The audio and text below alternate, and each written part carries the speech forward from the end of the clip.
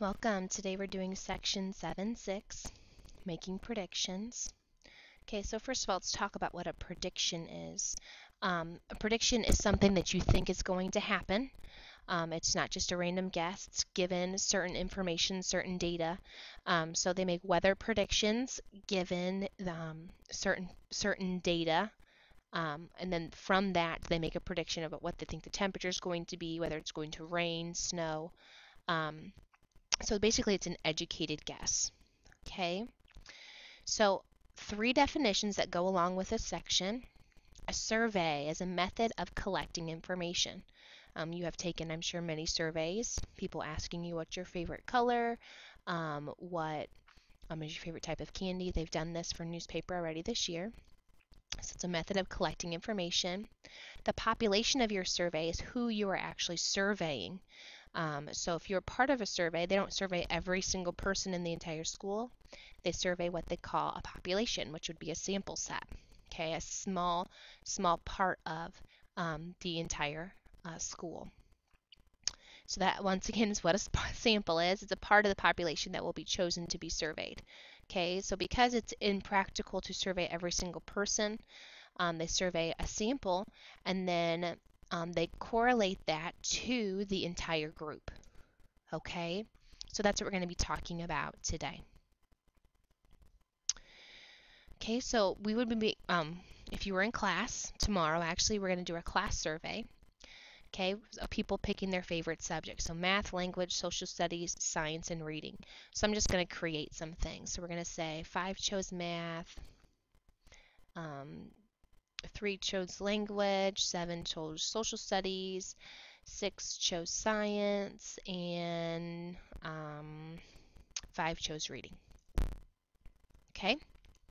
It says, what is the probability that a student at this school's favorite subject is math? Okay? And then it says if there are 750 students at Carroll Middle School, about how many students prefer science? So our sample today is going to be this class. Okay, so whenever we do something, and we talk about a sample, you have to know what the total is. So we're going to add up all these numbers. 5 plus 3 plus 7 plus 6 plus 5. And when you see these tonight on your homework, remember that you can use a calculator if you want to. If there's smaller numbers like this, you don't have to, but know that you can. So we're saying there's 26 students that we have surveyed. Okay, so what is the probability that a student at the school's favorite subject is math? Number probability is favorable over total. So it's going to be out of a total number of students, which is 26. And how many of them chose math? Well, in our sample, 5 of them chose math. So 5 would be the number of favorable results, meaning the number of people that chose math. 26 is the total number surveyed. So 5 out of 26.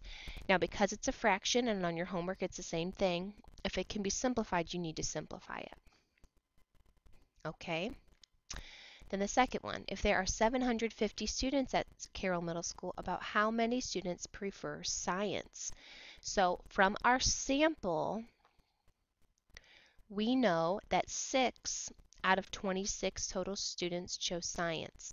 Now I want to know how many out of 750 would choose science. So I'm going to set up a proportion. This comes from our sample, and this is what we are trying to predict.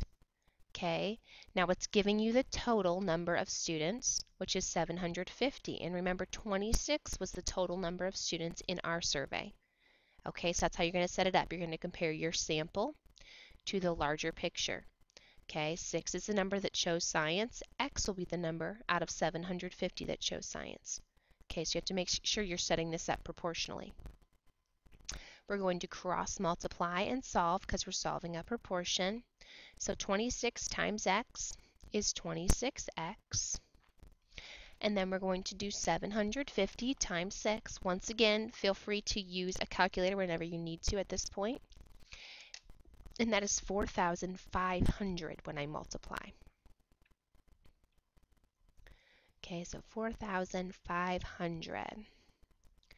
Okay, we're solving for x. In order to solve for x, we need to get it by itself, so we're going to divide both sides by 26 to leave me with just x. Remember, 26 divided by 26 is 1, so I'm left with 1x. 4,500 divided by 26 is going to give you 173.0769231. We went around to the nearest student. Okay, so I have 173 students if I round to the nearest student. So how many of them would prefer science? About 173 students would prefer science. This is our prediction. Okay? A survey at a school found that 6 out of every student gave an internet weblog. What is the probability that a student at the school has a weblog? Okay, now here is our sample. Our sample was taken out of 10 students, and 6 of them said they had a weblog. Okay, so what is the probability that the student at the school will have a weblog? That's coming from this information. Okay, 6 out of 10. I'm going to go ahead and simplify that, and I can simplify it by 2, and you get 3 out of 5. So what is the probability that the student at the school will have a weblog? It's 3 out of 5, 3/5. Okay, once again, this, whenever you're doing a problem like this, it's coming from the information given. Okay, the one before came from our information, from our sample that we did. Okay, so this is representing the sample. And this one up here is representing the sample of students that they chose to survey. So the second question, if there are about 250 students at the school, about how many have a weblog? Well, we know 3 out of 5, or 6/10, either one will be fine, have a weblog. I want to know how many out of 250 have a weblog. So I'm comparing,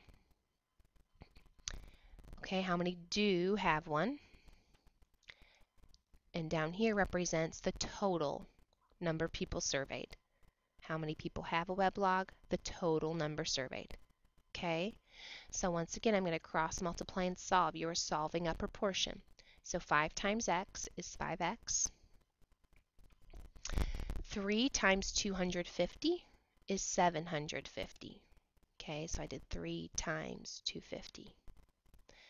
Okay, now I'm going to solve for x. In order to do that, I divide both sides by 5.